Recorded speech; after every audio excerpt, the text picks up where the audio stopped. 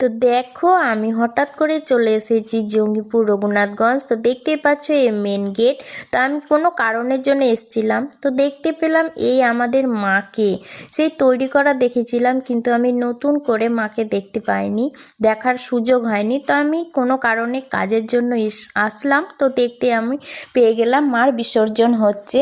তো আমার মা কালী মার দর্শন হয়ে গেল। এটা হচ্ছে রঘুনাথগঞ্জের 12 হাত কালী মা। তো তোমরাও দর্শন দিয়ে দাও। তো আজকে বিসর্জন হয়ে যাবে। তো আমিও দেখে নিলাম এবং প্রণাম করলাম।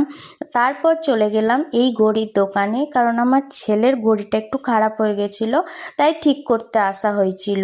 তো ওই পাকে আমার মায়েরও দর্শন হয়ে গেল। তো এই মায়ের বিসর্জনে এত যে ঢাক ঢোল আয়োজন করা হয় সেটা কিন্তু আমি প্রথমবার জানলাম।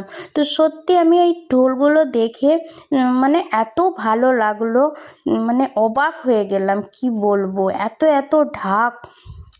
তারপর কিছু একটা জিলেপি কিনে আমরা বাড়ি চলে এলাম। তো টাটা, লাভ ইউ অল।